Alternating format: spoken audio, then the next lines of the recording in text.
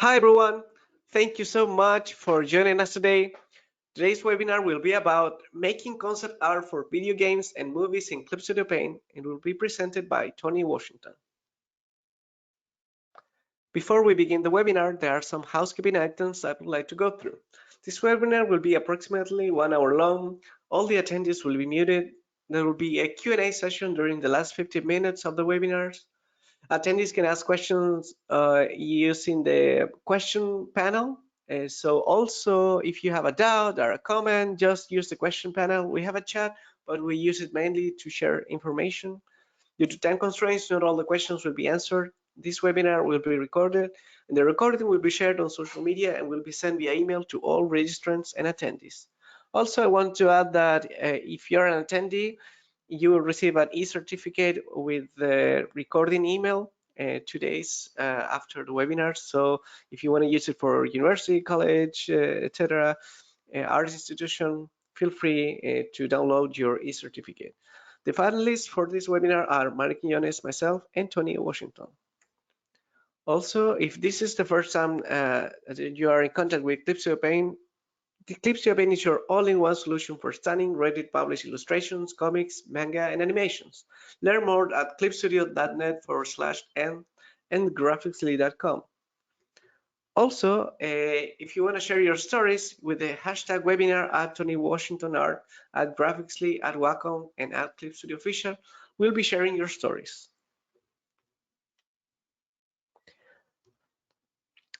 Eisner Award winner Tony Washington is a San Diego-based concept artist, illustrator, and music producer with 30 years of professional experience in comics, video games, and feature films. Some of the companies he has worked with are Konami, DC, Blizzard Entertainment, Upperdeck, Copeland Entertainment, Sony VASG, Rainmaker Entertainment, Riot Games, Imagi Animation Studios, Midway Games, among others. Tony is also an illustrator from the ACLU of San Diego, Imperial County, with multiple awards for his debut Constitution Day art. So I will leave you now with the amazing Tony Washington and his presentation, Making Concept Art for Video Games and Movies in Clip Studio Paint. Thank you so much.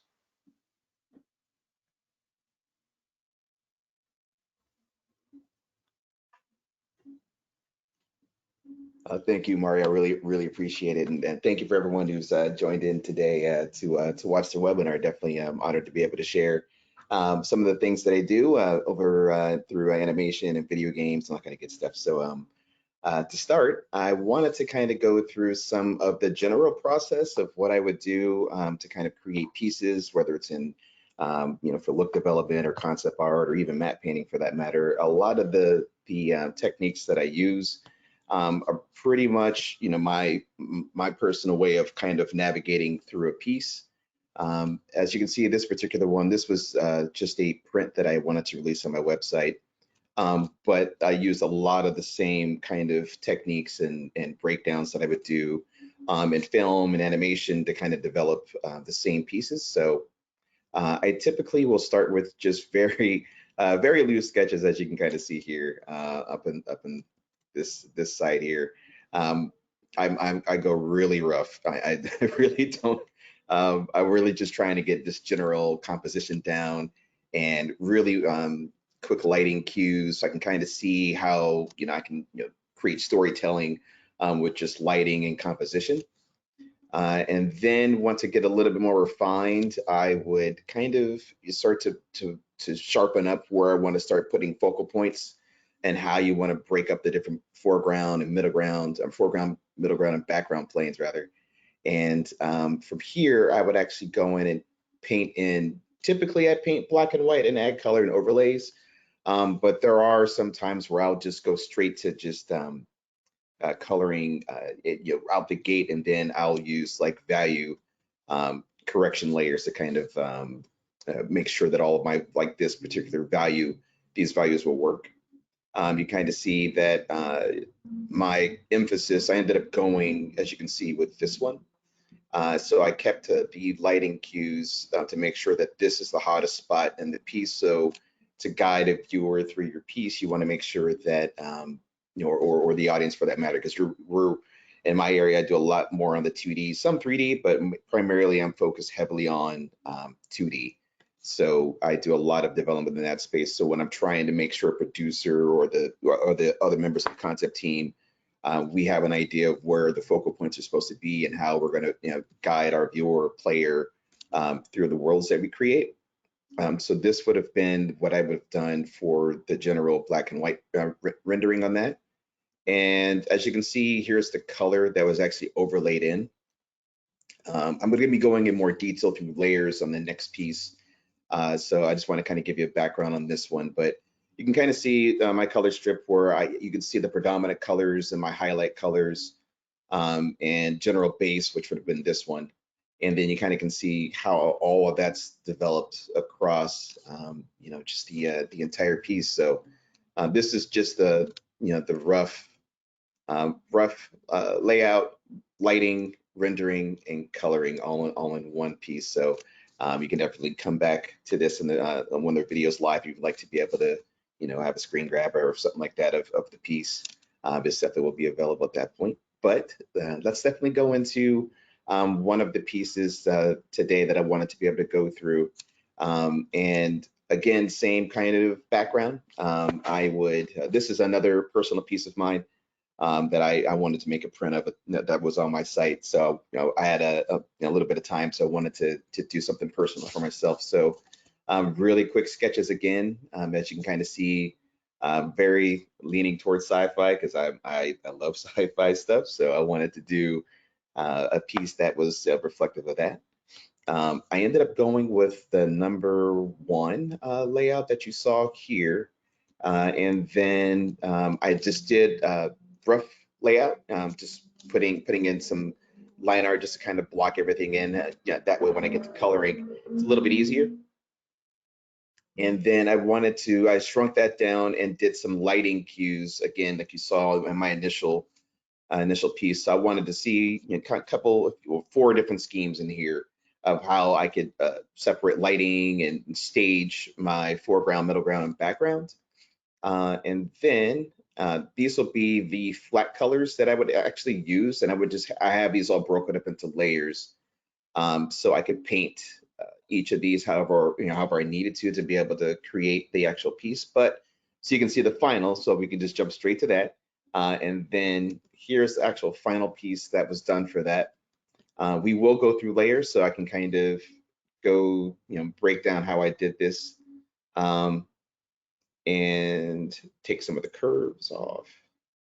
But you can see I have a lot of different staging just for, as you can see, even some of the airbrushing that I did was, you don't really see it, but I still block it in. But at least you kind of get an idea of how I would break these elements apart. And in Clip, you could definitely animate something like this if you wanted to have some parallax or having elements move. If I wanted to have these clouds shift in animation, you could do that, and all that kind of good stuff to add a little bit more life to your layered pieces.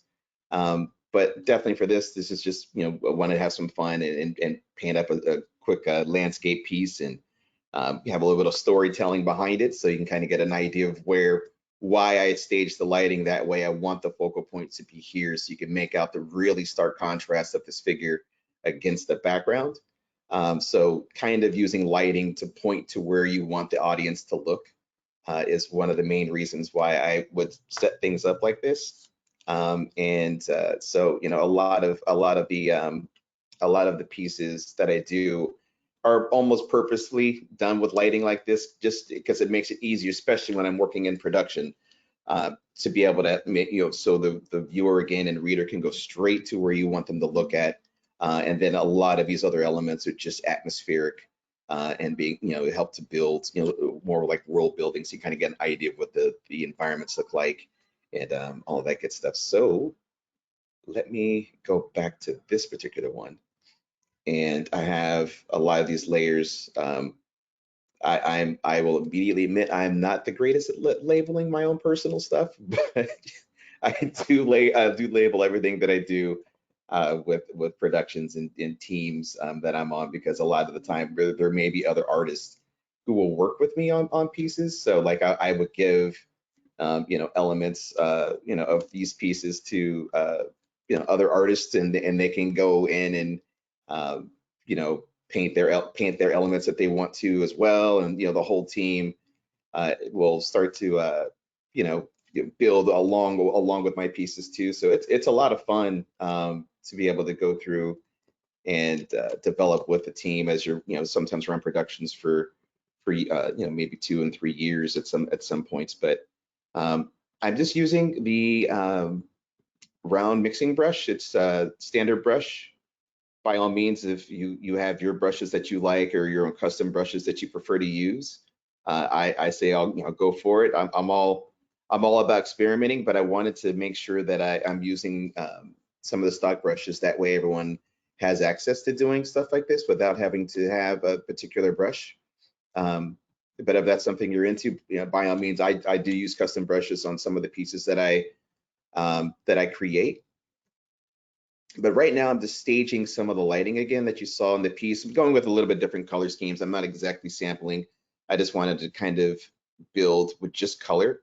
That way you can kind of see how I would handle this for artists that do work in just color. If I were working in black and white, this is how I would have a layer for adjustment. That way I could check my levels, or that way the values are I can read them properly.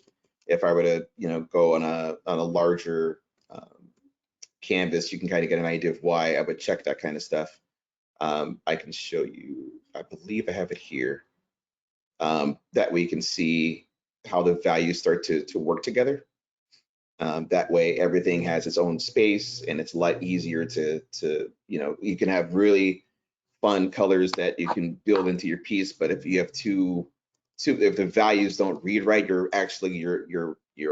foreground and background elements can start to bleed together. So it's important to make sure that when you're going through and rendering, that you do have that in the back of your mind, is to check your values as you're rendering. Just an adjustment layer, or I've seen artists use just a color fill layer where they put white on it, and on that color fill, and it makes everything black and white that way too. So there's multiple ways of achieving that kind of approach to checking your values. And later in today's webinar, I will be also going into a little bit of more photorealistic work too, for artists who want to see that approach, and bringing in elements and photos and kind of almost like photo bashing pretty much, and a lot of techniques. So I mean, it's great that there's software like this where you can kind of have the flexibility to do multiple different approaches for your art, and that way you can have a lot more flexibility and range when you're working in different types of productions. That way you have again the flexibility to kind of move around from different projects and having different styles. I think it's fun to kind of test yourself and different techniques. So as you can see, I'm still just dropping in some of the light source from, typically sometimes I'll do it if I'm really moving and I need to remind myself. I'll just put an arrow that points at the direction of light that I need to remind myself to stay in.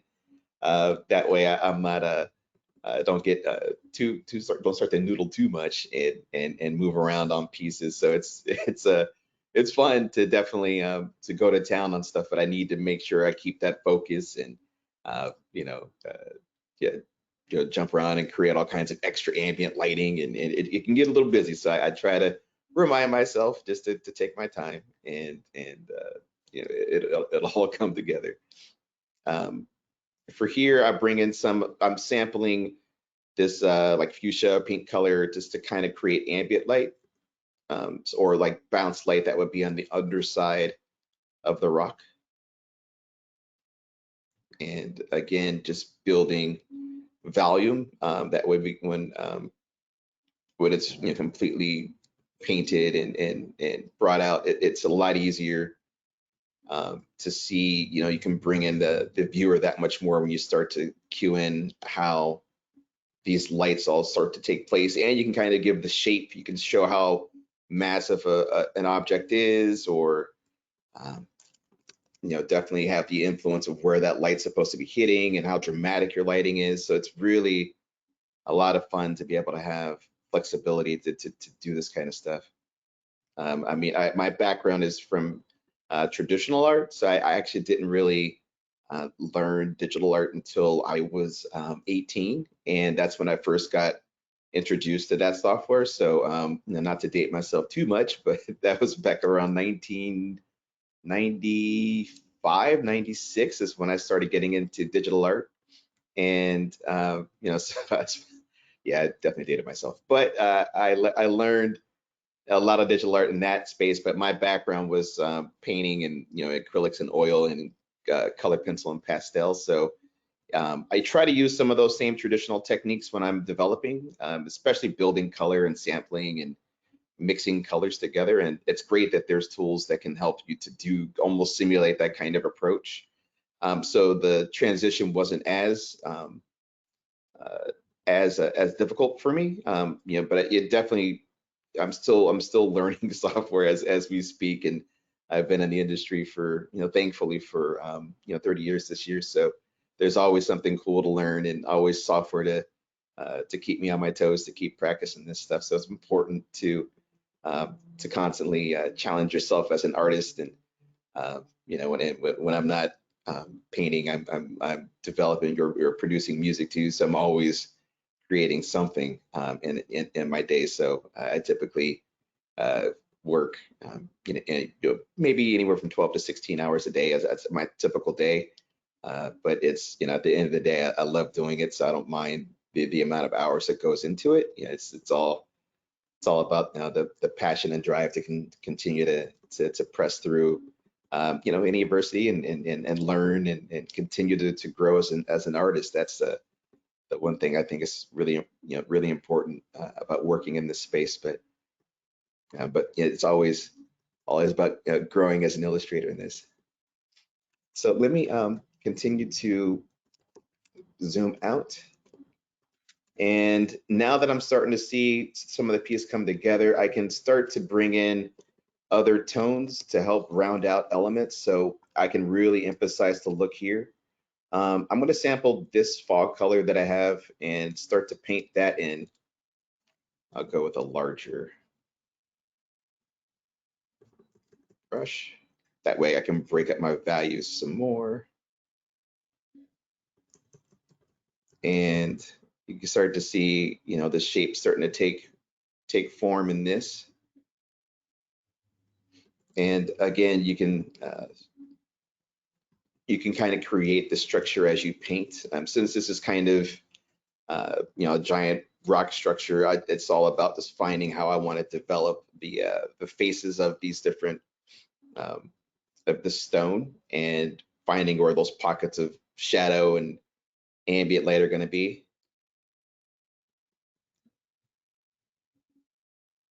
But it's always fun kind of creating the stuff that doesn't exist, just trying to figure out a way to bring it to life. I work fairly tight on when I'm working too, but just for everyone to kind of see it all come together. I'm zooming out that we can kind of see it, but I know I typically work pretty close on areas. But if I'm on a heavy deadline, I work pretty much in this format where it's a little bit more on the wide. That way I don't doodle too much, because that's one thing I kind of love to do is get in there and put lots of details. And that's one thing I definitely have a habit of doing, is when I get an opportunity to do detail, I love doing it. I mean, I've had a few pieces that I've worked on where it's I'll spend on a single piece maybe 2-3 weeks on one piece of art, but it's a lot of detail. It can get a lot a lot with work, and a lot on my mind trying to figure out how to get all the detail to come together. But that's the fun challenge, and when I do get in there and start doing tons of detail and stuff. So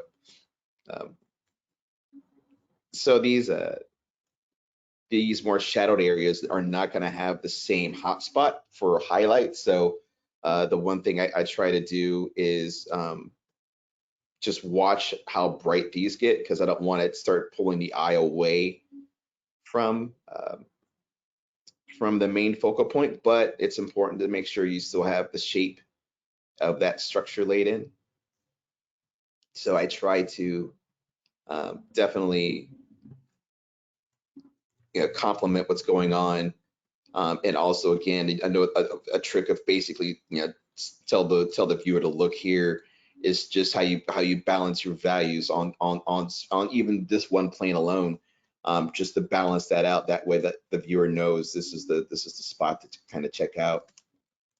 Let me go to, so I'm going to go through these two together again to kind of get an idea. Oops.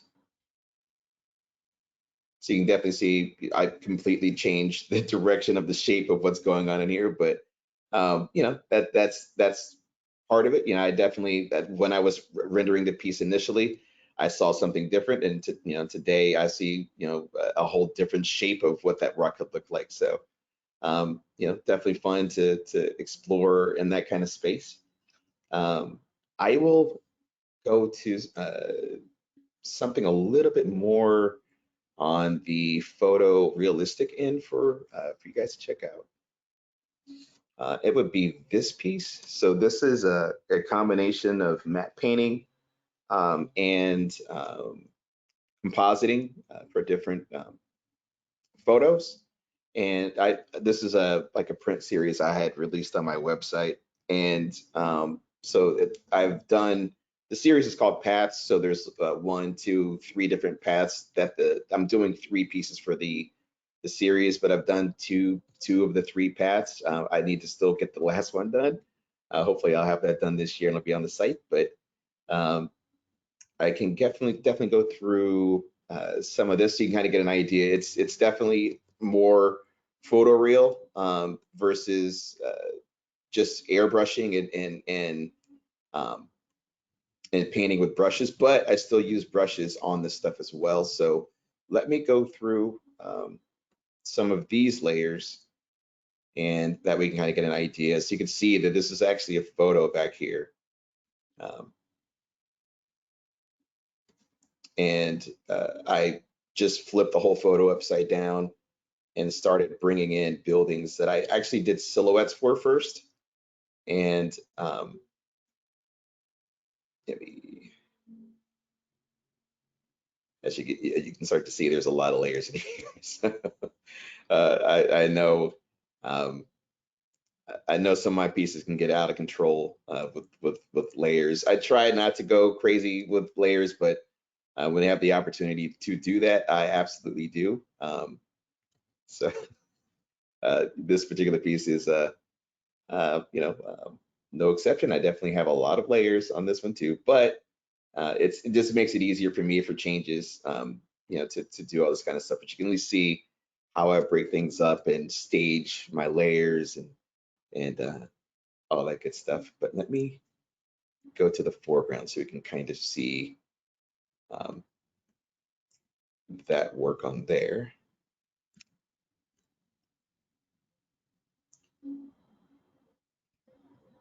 And let's open this one up.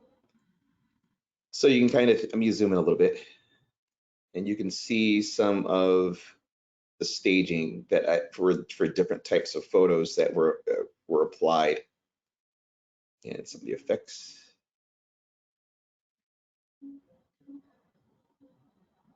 So lots of little details and just photos. So I started with like a stone-ish kind of texture, and then I started to bring in metals because I wasn't really feeling the stone. So it's still there, but I wanted to bring in those elements. In the event I needed to make a change, I have that layer. And I brought in a reflection that was done with an overlay, or actually this one was a screen that I just took the opacity layer down. Some of those like beam effects, definitely bright. I'll turn that one off. And then I again overlaid in some more texture. And then I added another photo. I believe what's normal, you can see it. I shot some wet down just with my phone, and then I overlaid that texture into the metal work to kind of make the ground feel wet. And then I brought a little bit of just extra reflections and stuff like that, just to kind of add a little bit more hot spots and kind of specularity inside the groundwork here. And that made it a little bit easier to make it, make things feel a little bit more realistic. And one thing I tend to do in every single piece is color correction. And sometimes my colors can get a little out of control, get a little too hyped up on doing color, and so I will have to tone it down.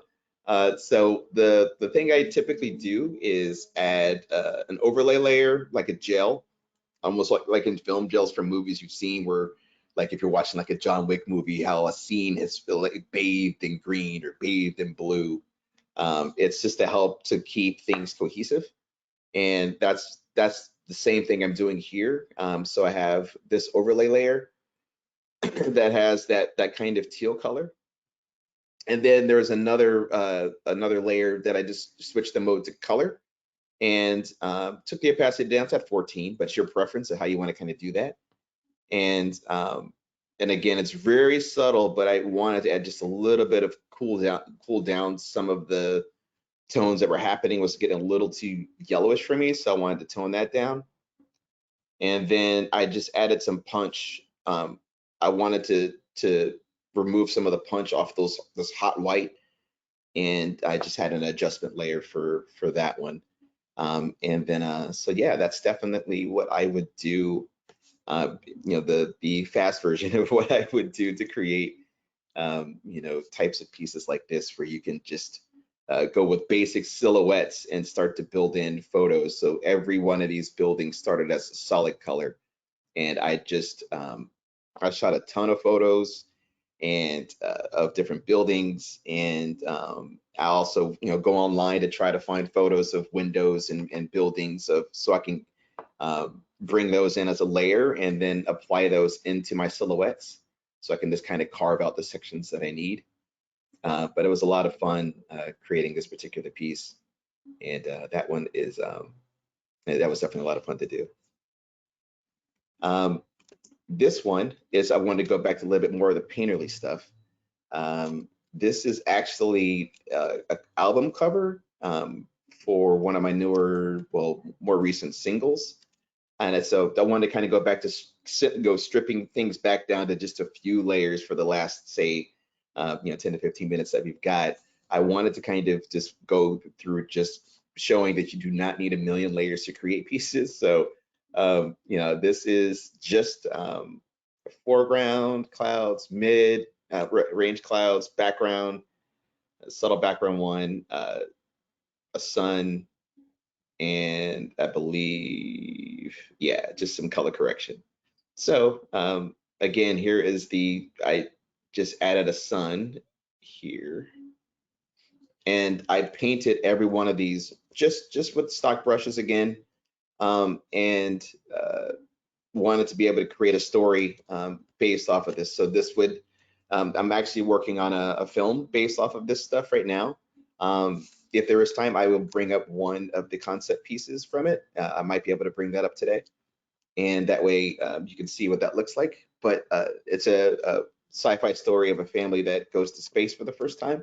But it's all based off of music that I've produced and artwork that I've been working on for the past year in production on this stuff. But I really wanted to just kind of go back to, really just not relying on, again, like I mentioned, 5,000 layers, and create a fun, just atmospheric piece that focused heavily on just this narrative of this little rocket ship amongst all the clouds and space around it. Again, just keeping it painterly. I didn't want to use any photos. I just wanted to use a brush and paint these elements together. And let me go through this. So if I wanted to, for instance, I'm going to sample this color, and I'm going to make a brand new I'll go with the gel brush. That's pretty much how I would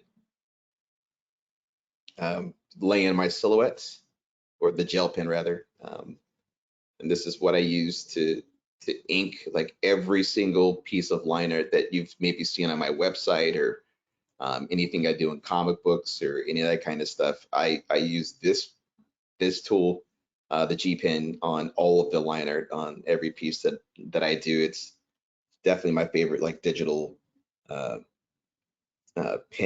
to do.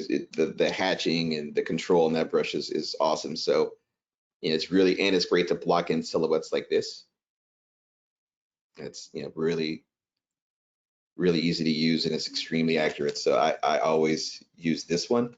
And let me, if I wanted to do that rocket ship, and you can see that the effects are here. I'll go through how I did the effect in just a minute, so I'll turn it off for now.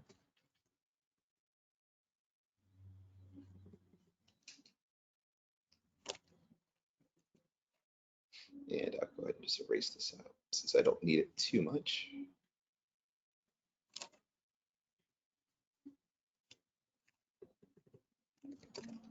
And for the straight line, it just held shift, so I'm not having to try to draw a straight line, because I do not just draw straight lines. So I definitely will use the tools to do that. So yeah, that would be pretty much enough for me to kind of work from. And I would sample again environment colors and to create the cloud. I don't go as bright, otherwise the values start to mix. So since this is more foreground, I'm gonna go with a little bit darker on the values. That way this color and this color are separate. That way this one will come foreground and have its own place. And as you can, well, one of the things I mean, probably my favorite thing to paint are clouds, and then maybe hair. But I love painting clouds, and it's a lot of fun just to create a lot of these different shapes and all that kind of good stuff. But this is one thing I just love doing. So when I have time, I would do, like I did this one and a bunch of other cloud pieces that are on my website that I wanted to do for a series of prints. And like this is one of the ones that's out now, but I also did some that are fairly vector inspired, but actually did them all with the G pen that I was using earlier to block stuff out with. So if you're interested, definitely check out how those came out on the site. But when I'm when I have some time and schedule, let's just I'll do landscapes and tons of clouds and things like that. It's just so much fun to paint them.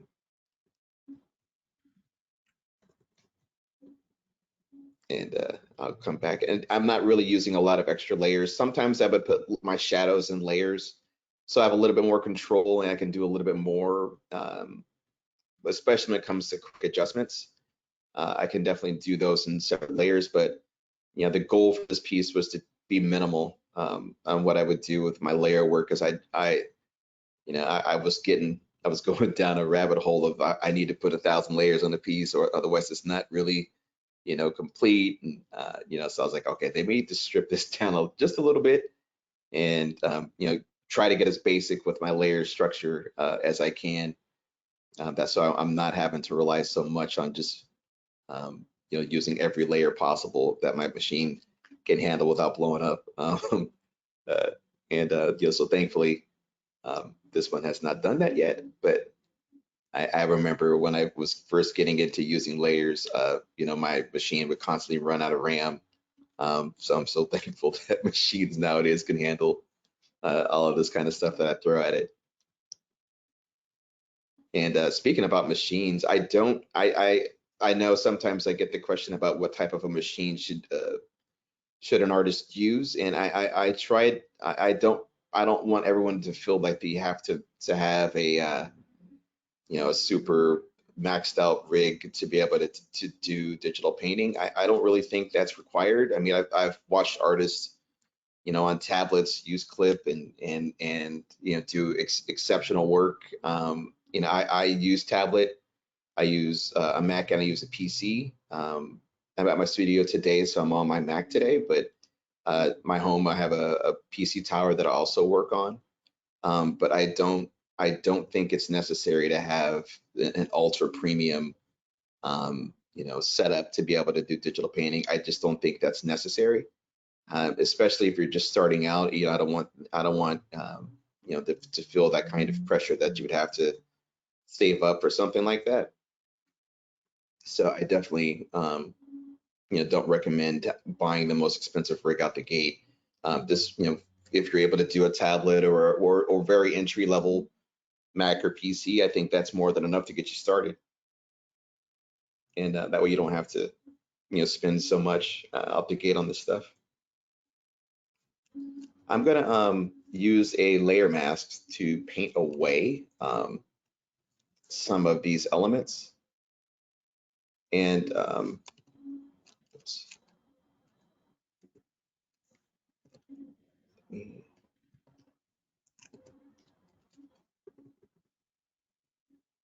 because I can bring them back if I need to. But I'm just gonna go with this, an airbrush, to remove out some of this, because it was getting a little bit too much. And yeah, that's definitely an advantage of having layer masks. You could do you know, really fun stuff like that, where you can always bring it back if it's just, if you're like, you know what, I want that back in, you can just reverse course and bring back those shapes if you wanted. And you know, that's one of many tricks that can be done to kind of create your pieces. It's just masking certain selections out. Let me just try to stay on the same layer. Oops. Okay. And the one thing I would do, since I'm now starting to add that fire in from the rocket, I will go hotter on this, so the value would be brighter on that rocket area where it would kind of launch through.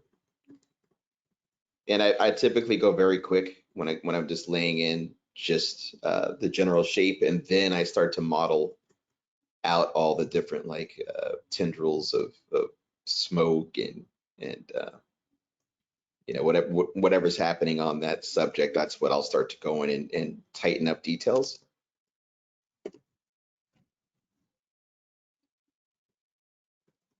Try not to get too close, but I know me, I want to zoom in zoom in really bad right now on this stuff, but let me not do that.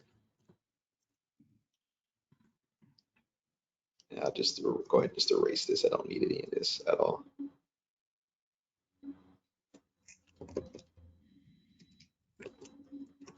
Yeah, it's definitely too far out. So if I were to try to do something like, you know, building all of these different elements, you can kind of see quickly in just a few minutes, you're able to start to model out, you know, your clouds and all that kind of stuff. And you know, since I've got this shape here, I can go in and start to sample where the sunlight was going to hit. And let me just do this brush. And again, just keeping value in mind. I don't want to get too bright because it will start to mesh with other planes. So I would, again, just airbrush these using the, you know, the underpainting, just kind of build in more elements of where that sunlight's going to have influence. And it makes it a little bit easier once I start seeing the forms of these clouds, where I can start to build in more of these elements, because it really, you know, it's a lot of fun just to kind of explore on a piece and figure out ways to build on the fly. If certain elements just aren't coming together, you could definitely rework out, you know, pieces, which is one of the reasons why I have, you know, well, one reason I have a lot of layers, but it's fun to kind of, especially on the sketching stages, where you can just kind of explore ideas initially. Especially when you're working with a team, you want to have it easier to where if you need to build out and have ideas with the rest of the team, you can just bounce this stuff around with the entire team, so everyone can go in and work together on a piece. Because sometimes I would be at a certain stage and I would hand off my piece to another artist to kind of finish off and add their take on what I'm doing and kind of build together. So it's a lot of fun, working like that. So everyone kind of has an eye for pieces. Typically I work standalone on a piece and based off of art direction and kind of work with the team to develop a style, and which is one of the reasons it could take quite some time to develop films and video games. And some of the films I've worked on, I mean, I was on the Ninja Turtle film back in like 2006, 7-ish. And we were on that. I was on production for 2 years on that particular film, so we were working pretty much every day,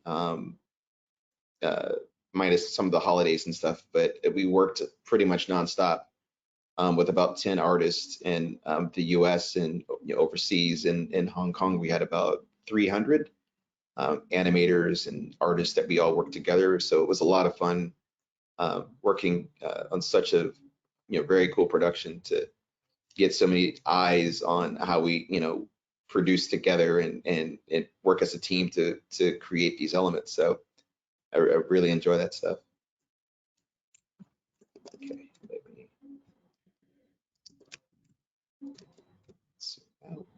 so yeah, I would go back to this one. And again, you can just see, you can see pretty much how I built out that piece. It was the same techniques I was doing over and over again, and to be able to finalize the piece. But for the effects, I just did a screen layer, I believe, and some adjustments. Yeah, definitely some levels adjustments to really add more punch. And there's an overlay, so I can have sharper color, and actually two overlays. And then this screen was right here. So if you wanted to, change the color of the screen, or let me see. If I wanted to, change the color of that screen color, I could. Not that I would want it that purple, but if I wanted to go in and change colors, I've got the flexibility to do so. And if it's just too bright, I can always, I've got the opacity, so I can drop it down however I need to. So let me go ahead and zoom out so you can see that one last time. And definitely want to make sure I can answer some questions for everyone, since we have about 15 minutes left. So if there's any of you that have questions, please feel free to ask, and I'll do my best to answer questions as they come in. But I definitely appreciate everyone taking the time today to watch some of the process.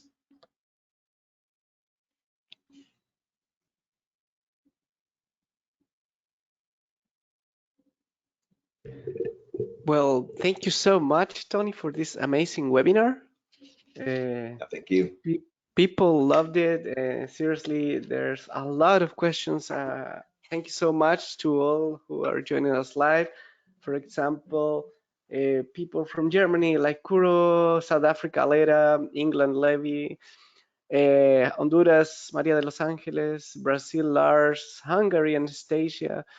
Who else? Greece, Kiriaki, Mexico, Fabian, etc., etc. So thank all of you. And let's start with some questions.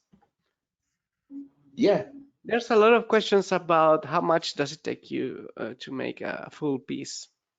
Sure.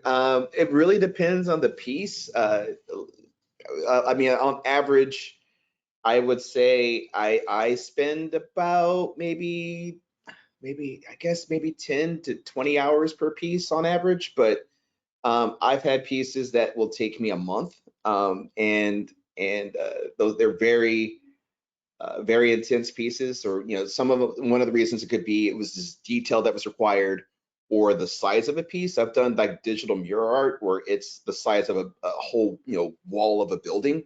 So I'll do it digitally and then convert it over to be paneled and printed. So on average, I could get a piece done in about 2 days, 3 days. But there has been those pieces where I've got those rare opportunities where I could spend up to a month on a piece.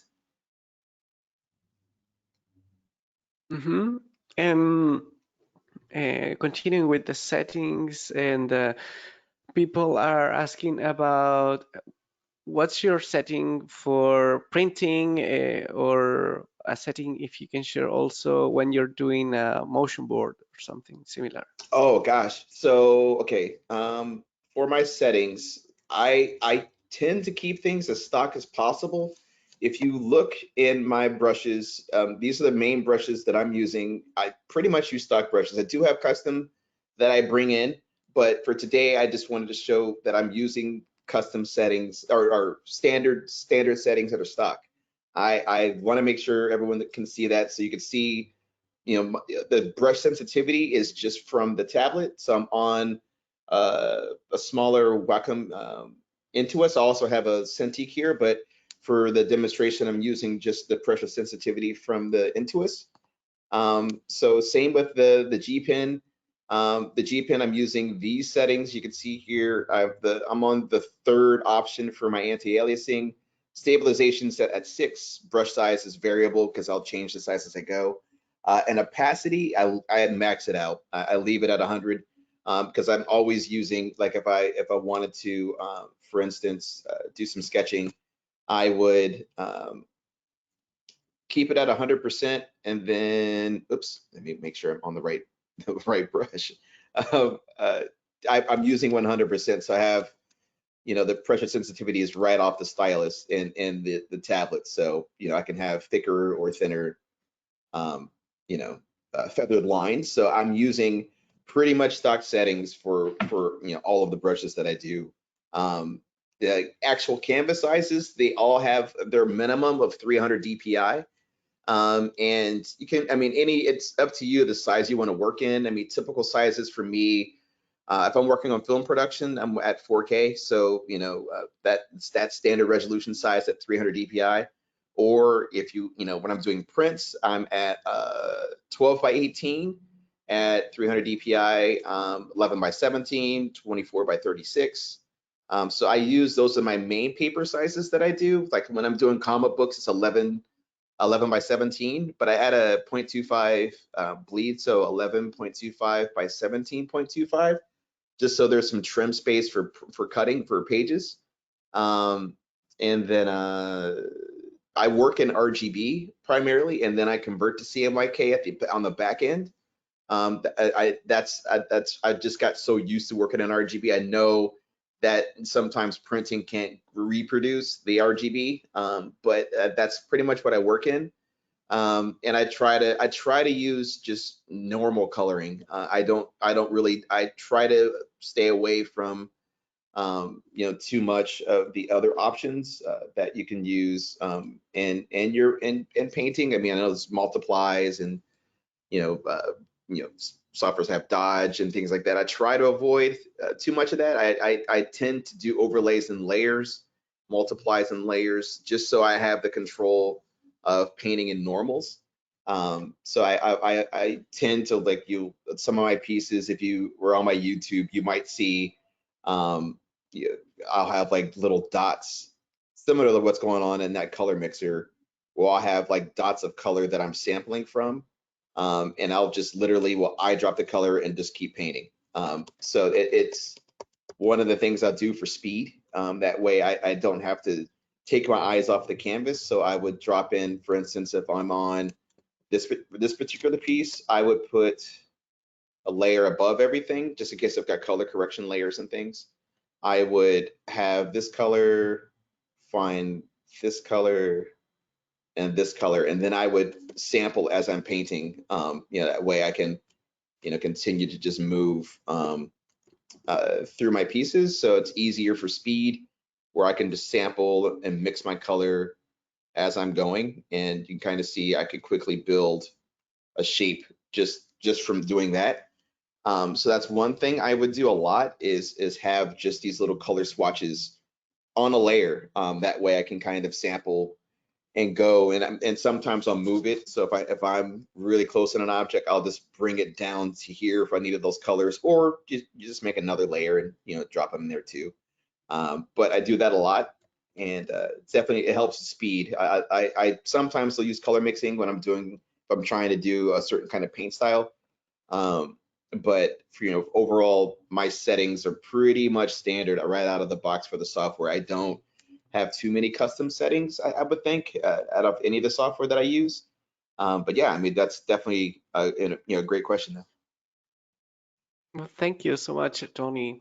Yeah, And regarding the way you set up your layers, you said that you don't follow like a specific name or code for them.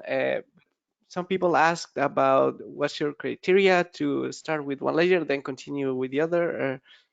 Do you sure. go through your own mood depending on the day? You explain us your criteria.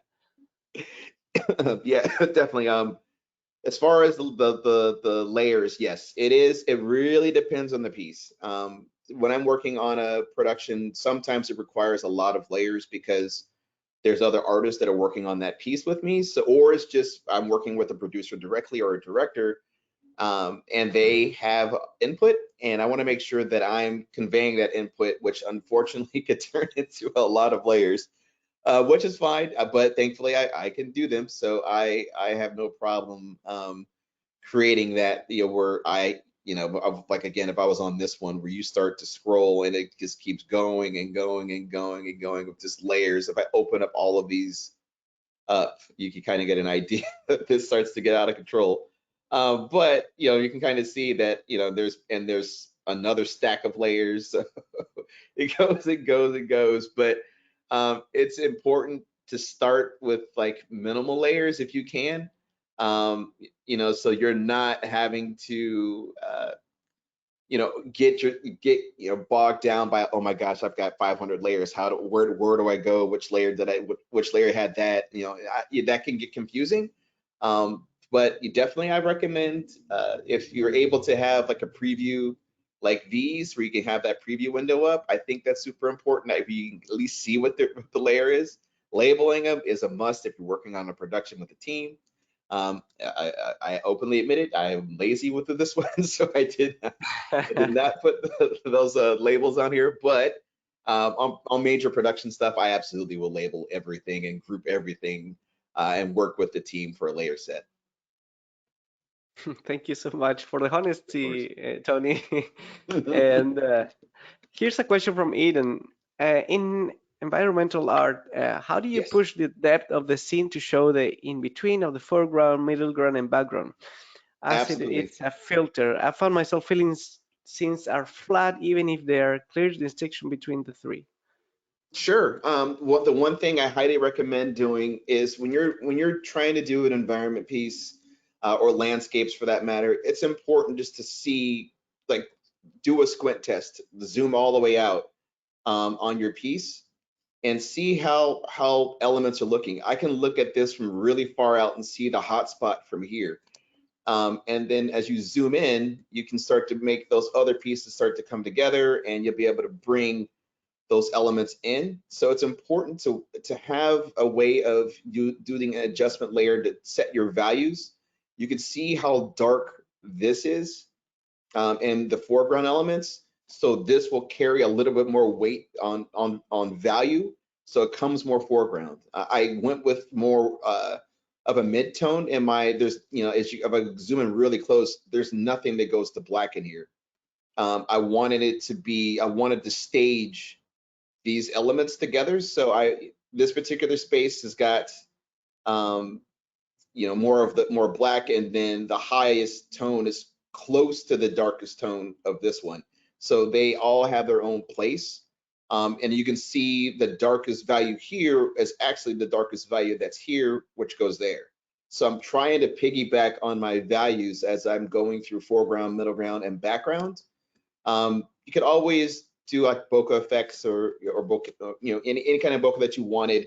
If you wanted to do, some kind of airbrushing around the edges to darken up the corners, but it's totally up to you on that. But I do try to stage the values that I'm working in, because one thing I said earlier is that a lot of the colors, you could have cool color combinations and color theory, but if your values don't work, your piece will actually fall apart, and you can start to see real subtle things where I had to make adjustments.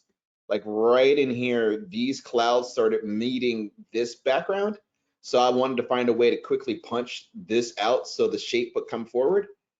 So I ended up airbrushing on top. That way I can get these two values to spread apart. So I definitely recommend that as a means of staging and getting space and atmosphere in your pieces. That's probably the quickest thing I would say. And going back to the start where I staged my lighting out the gate, where I knew where I was going to go once I got to painting. I wanted to have a clear eye of what I was going to do in that painting. So definitely, hopefully that helps though. Yes, for sure. And another question is about what was your first dream industry job or project that you got, and what lessons did you learn from it? Sure. It's my first job. I was 18 years old and I was at San Diego Comic-Con. I've been going since I was 15 to this show. So I was going every year to Marvel and taking my work to DC and Marvel, and it got turned down 3 years in a row. But I wanted to get in. So I ended up going to Image Comics at 18 years old. I was just at Cal Arts, going to art school right out of high school. And I took my portfolio and got hired at Image Comics when I was 18. So my boss is his name is Jim Lee, and he drew the X-Men, and now he's the one of the heads of DC now. But I worked for his studio at 18 years old, and I learned quickly that I needed to ramp up what I did as an artist because I was surrounded by some very good people. So the pressure was on for me to get good, better rather, as quickly as I could. So I worked a lot of hours. Yeah, I would work my normal shift and then spend another 6 hours just practicing the software to get up to speed with what those guys were doing. So I learned a tremendous amount working with them, and that was the first job that kind of led me to where I'm at today, to where I'm able to share techniques. It was because of what they taught me when I was 18. So fast forward 30 years, and I'm still thankfully able to do this. Well, thank you so much, Tony, for sharing that. And about sharing, you mentioned that you have a project on your own that you're developing right now. Is there something we can see? Um, you know what? Let me see if I can find something really quick. 1 second. Um, uh, yeah, let me. Okay, I know we have about a minute left, so this is going to open up. This is some of the concept art that I'm doing for my own film, using the exact same techniques that we've been going through today. And you can see the values again to kind of go through that. But yeah, if you're interested in seeing more of this stuff, I've been working on the film for about a year, but I have a lot of stuff I'll be sharing very soon. So if you go over to my website and sign up on my mailing list, you'll definitely see a lot more art coming out of this. Probably I'm going to start sharing stuff later this week. So if you'd like to go there, you'll definitely you'll see there's a sign up, and I'll be sharing a lot more of the stills from the film soon as I'm in production, and hopefully be releasing the actual film next summer. So, but yeah, this is just again painted. The same techniques I did in those clouds. You can see it in here. I just added some blurs and things like that, but to help soften them.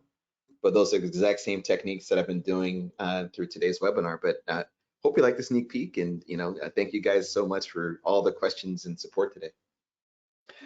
It's really amazing, Tony, and people is sending a lot of love. For example, Oriol, thanks for the webinar. Tony is amazing. Lars, Ricardo from Portugal, big fan, great tips. Doug, thank you. This was a great lesson. Thank you so much. Tony from Nura, Alma, and Mona. So thank all of you. Thank you so much, Tony. Our time is limited, but let's finish one last question, maybe tip suggestion for anybody who's starting with the concept art area that you can share. Yeah. Absolutely. I mean, it's if to getting in, and it's no problem for running over. I'm more than happy to answer questions, but I definitely um, for me, when it comes to getting into concept art and getting into film, it's all about inspiration and what inspires you and what types of mediums you want to get yourself in, see yourself working in. I build a very big library of just references from, I'll take photos, or if I have a favorite movie, I'll just put stills from that into a folder. That way I can study and try to figure out how those people were able to create such masterpieces. So I'll sample colors from different films, where I'll have my own swatches where I'll be able to try to replicate the colors and styles that I see out of different films like The Matrix or anything. The movie that got me inspired to even do what I'm doing today was a movie called Tron that came out in the early 80s. And that I was blown away by just the CG, even though it's extremely dated now, but it blew my mind as a kid, and I wanted to figure out how to do it. So it was all about, for me, the studying and trying to find techniques to be able to replicate the stuff that I've always loved, and try to find new ways to grow as an illustrator. It's always about that growth process, and always trying to find a way to level up as you work in this industry, and always be open to new opportunities. You never know what's out there for you if you don't try. So it's cool to go outside of your comfort zone. I was never I was always big on just drawing superheroes forever.